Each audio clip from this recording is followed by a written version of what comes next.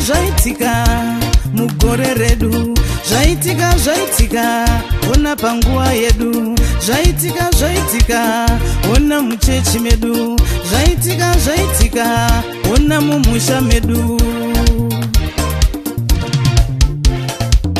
Sisi wangu waya wachata paroi varipo, basa riya ndazoriona vakatarisa, vana vangu vaya vapasa nekuda kwa Jesu.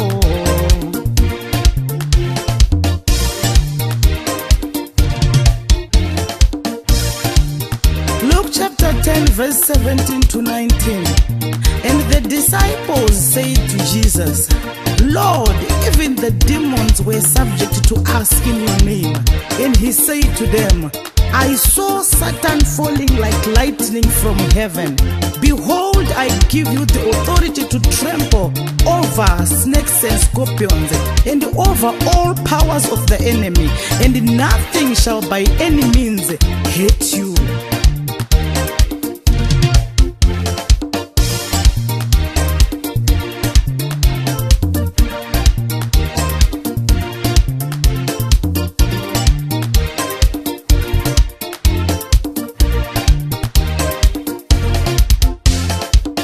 Namuona achidona, semeni kutiti, Satani uye wadona, semeni kutiti.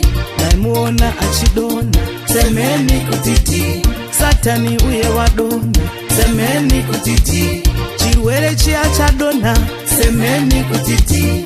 Urombo uye wadona, semeni kutiti. Urombo uye wadona, semeni kutiti.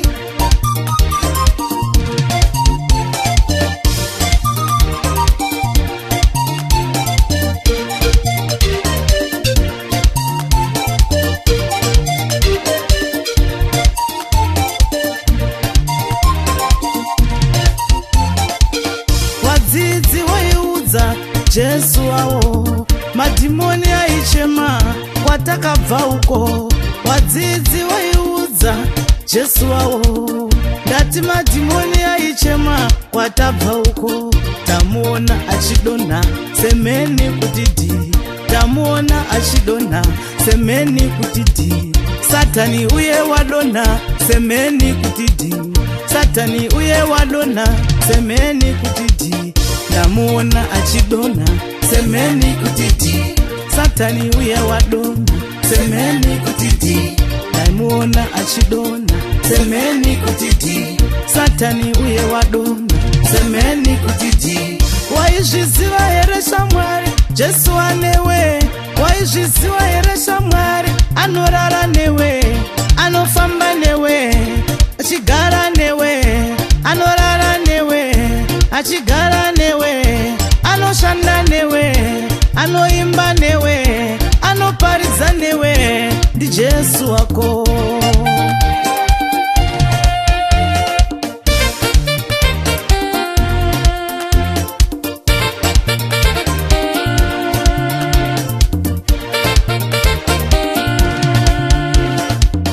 Dzinza renyu rakachema, hongu kwemakore, mweya yemadzinza iyi ichikunetsai, bati Satani wadona, semeni kutiti, Satani uye wadona, semeni kutiti.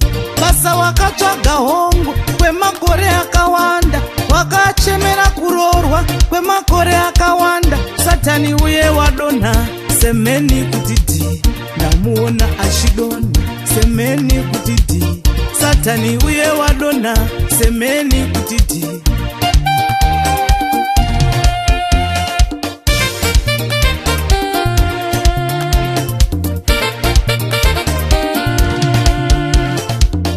Na Jesu tiri wakundi nekupfurikidza, na Jesu tiri wakundi nekupfurikidza, na Jesu tiri wakundisu nekupfurikidza.